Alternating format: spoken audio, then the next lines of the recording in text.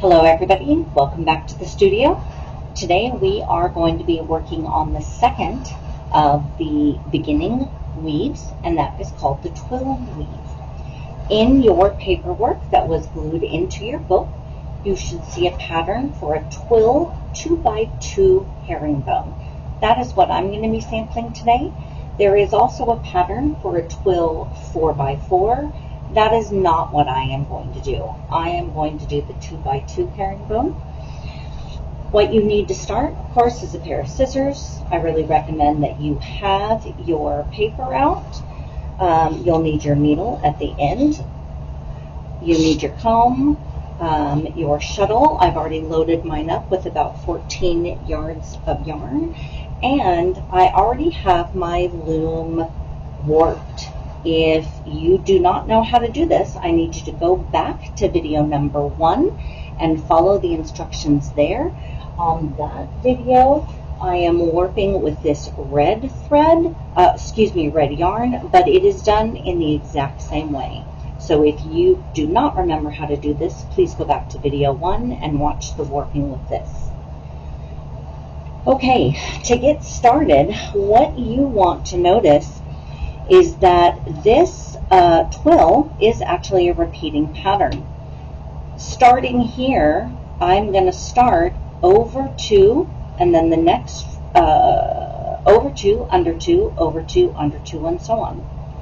The next row, I'm going to go over just a single one until I can get into my rhythm of under 2, over 2, under 2, over 2, and continue. Now I'm going to go back and I'm going to do under 2, over 2, under 2, over 2, and so on. And then I'm going to go under a single so I can get back into my rhythm of over 2, under 2, over 2, and so on. Now my 5th row is an exact replica of row number 1. 6th row is number 2. 7th row is number 3. And 8th row is number 4. So really what we're doing is just sorry, I was trying to get that in there so you could see. So 1st row and 5th, 2nd row and 6th, 3rd row and 7th, 4th row and 8th. Those are the same. So really, I am just taking these first 4 rows and I'm repeating it. Now the hard thing is, because we are weaving back and forth like this, we are actually going to be starting on one side, but when we flip our weft around, we're going to be starting from this side.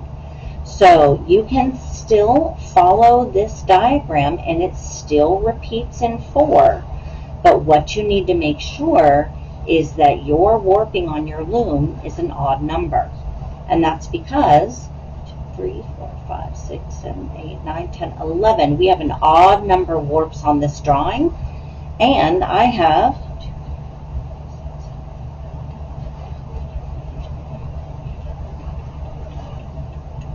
27. I have an odd number of warps on my loom. Being able to go at either direction will only work if you have an odd number of your warps to match the odd number in this drawing. If you don't have an odd number here, going back and forth with your wefting is going to really mess you up. Okay, so I am going to go ahead and start. I am kind of flipping mine. I'm inverting it. So this side I'm flipping over to this side. Just because for some reason that's how my brain works. Now remember, you're going to want to get these tight. So I've turned mine a little bit to get my warping real tight. I am also starting up a little bit, and then we are only going to create between 3 and 4 inches. I am using my finger ruler. Yes, my tattoo is correct, because I forgot my tape measure. So you should also have your tape measure or your sewing gauge, but I'm going to be using my finger. So I'm going to go ahead and start with my first row, and I'm just going to simply go over 2, under 2, over 2, under 2, and I'm going to keep going all the way across my loom. When I get to the end, because I have an odd number, I can only go under 1, and that's just fine. That's actually what I want, because that way I can follow the picture. Okay, now, in row number 2, coming back from the other side, I'm going to go under 2. And then I still follow, over, under, over, under. I'm just doing it in my 2s. And again, I only have one, so I'm going over a single there. Now remember, when you pull, you don't want to pull too tight because you don't want to pull your warp yarns in. Now you'll notice that my first stitch, this one is dropped, and that's okay. We're going to come back and catch it on the next row.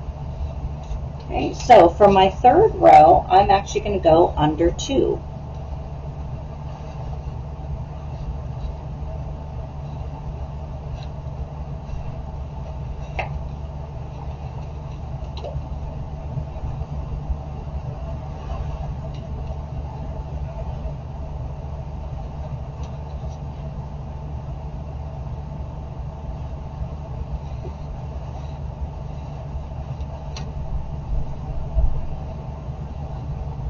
Okay, and now for my 4th row, I'm going to go over 2.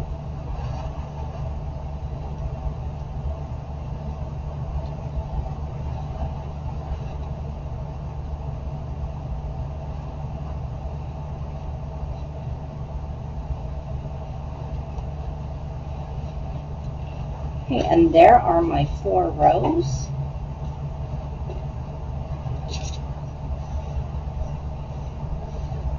And you can already start to see that diagonal that's beginning to form here. Okay, so now I'm actually literally just going to go back and I'm going to follow my first 4 rows on repeat. So over, under,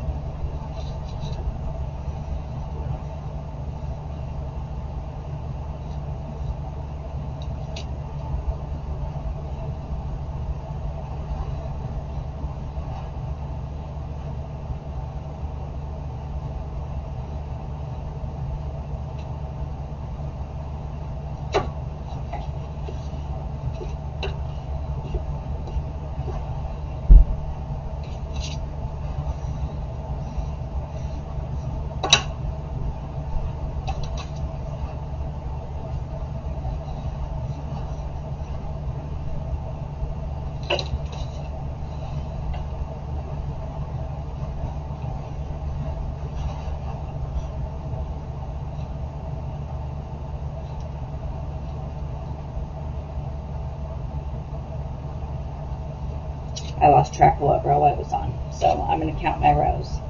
1, 2, 3, 4. 1, 2. So this is row 3. So I go under 2.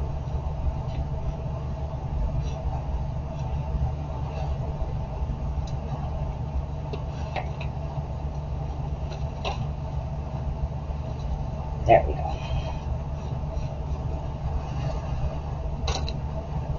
Pull 2 tight. Okay, and now row 4.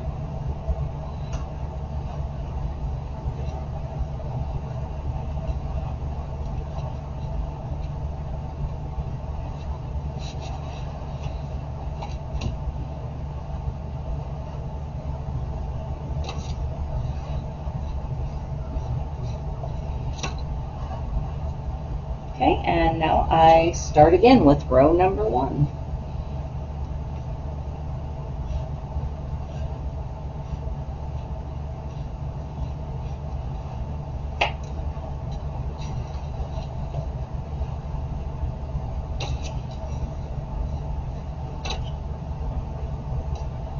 Now I'm at row 2.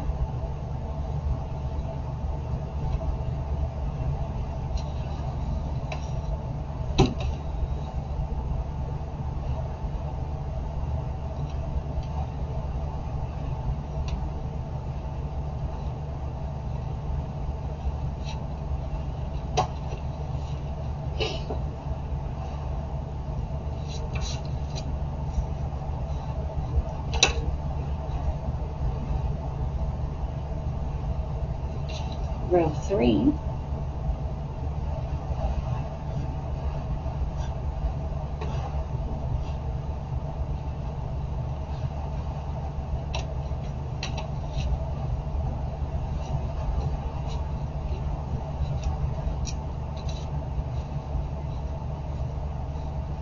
Now, at this point, you might be saying, we're not even using this row. Why is it here?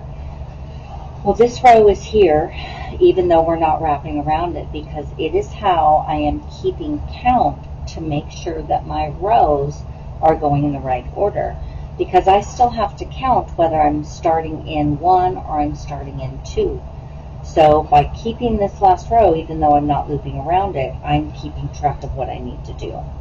So here, I need to go over 2. With that row there, I can actually go over 2.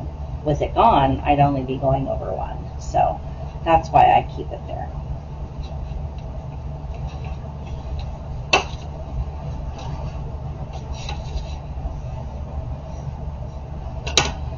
Okay, and that's another 4 rows. So 4 rows, or 3 sets of 4 rows make about an inch according to my tattoo. So I'm going to keep going until I get about 3 inches, maybe a little bit over.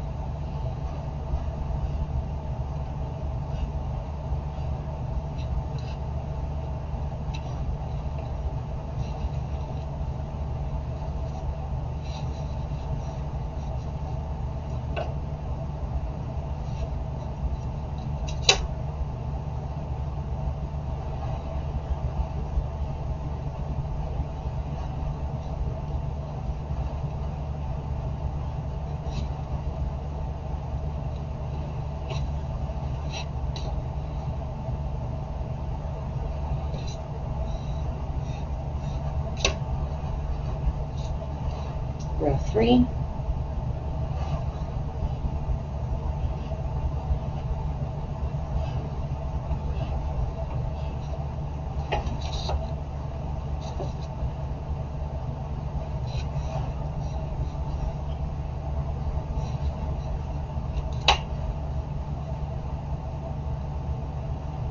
And row 4.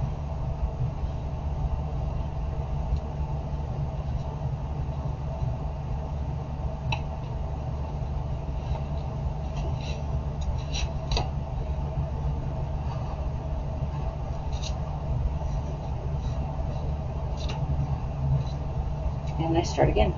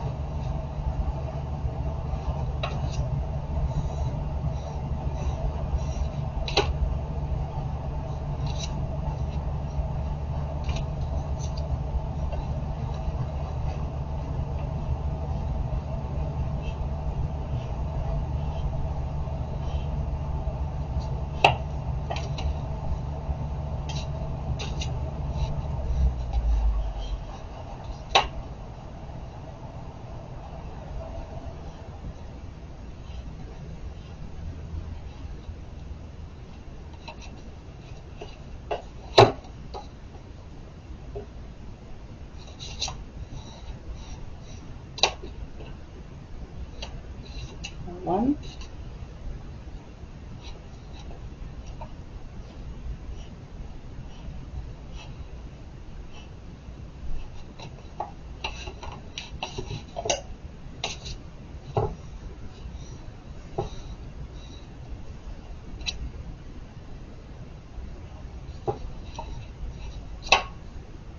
Two.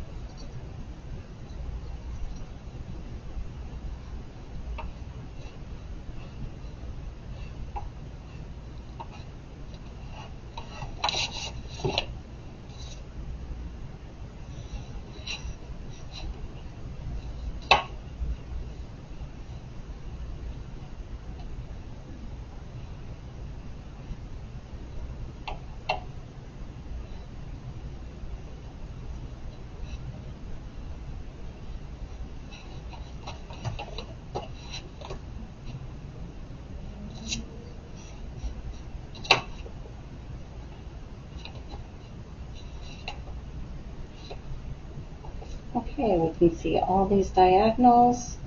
We've got everything. You can see all of my stitches come around the edge here and the edge here, and this one is left free because we really only used it for counting.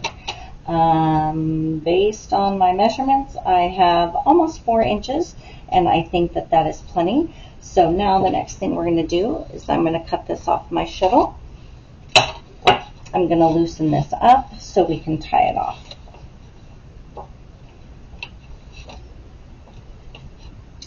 Actually, I think I'll just go ahead and cut them.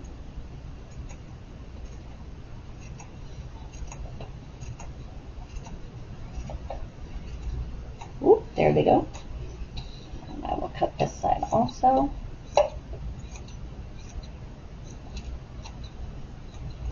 I'm going to move this out of my way. And now very carefully, to make sure I don't bring it up too much, but I also don't want to lose my weaves, I'm going to go ahead and tie 2 together. Now what's going to be important, because we've got 2 by 2 here, I've got 2 on top here. If I tie these 2 together, I'm going to drop this stitch. So what I need to make sure and do is skip 1, and I'm going to tie 2 together that go around my weft. That way it holds that row together.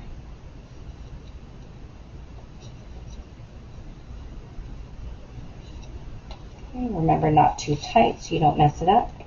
Now, to make sure this one doesn't go anywhere, I'm going to go ahead and just add that on.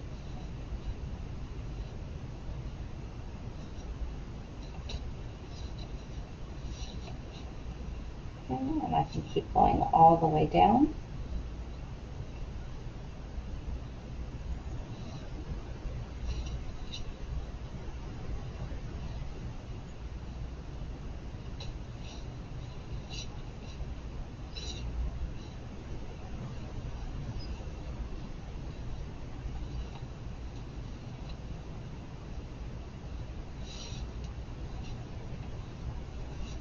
Now I'm making sure that everyone that I'm tying is going around my last weft. Otherwise, that last row is just going to fall out and there's no point.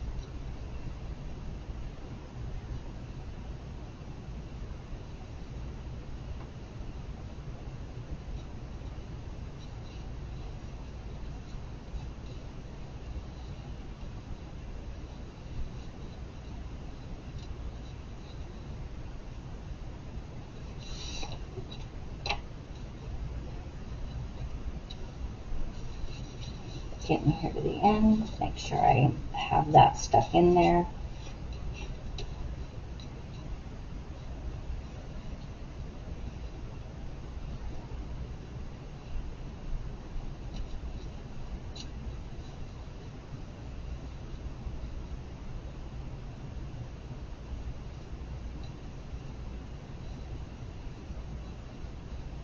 Now I have 1 extra, so I'm going to go ahead and tie that one on too.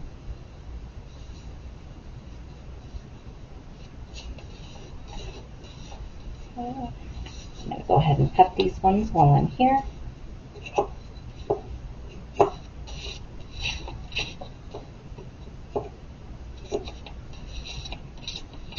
Be careful not to cut too close to your knot, otherwise it'll just come unthreaded. over, and we're going to do the same thing with this side. Have to make sure that I've got my black in between my yarns.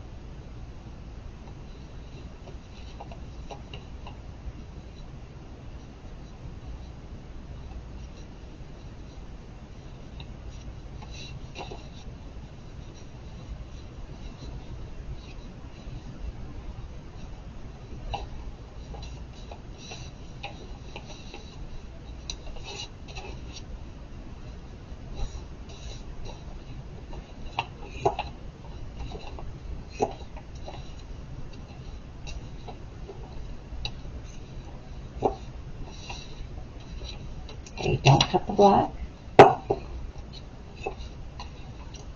or rather your wefting threads, because we are going to weave those back in. Take this, and we are going to weave it down this edge all the way through here, just like we did the first one.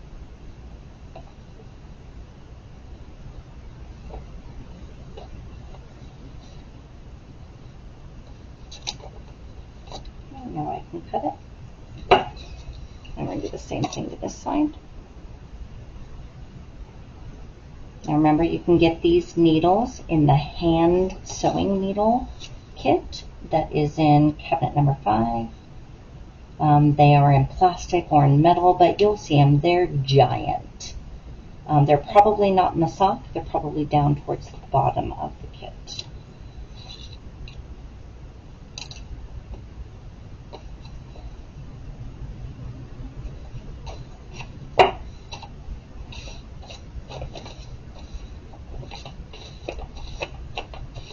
There we go.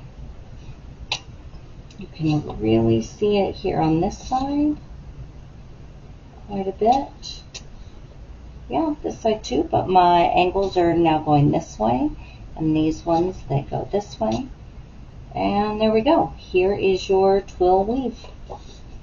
Good luck.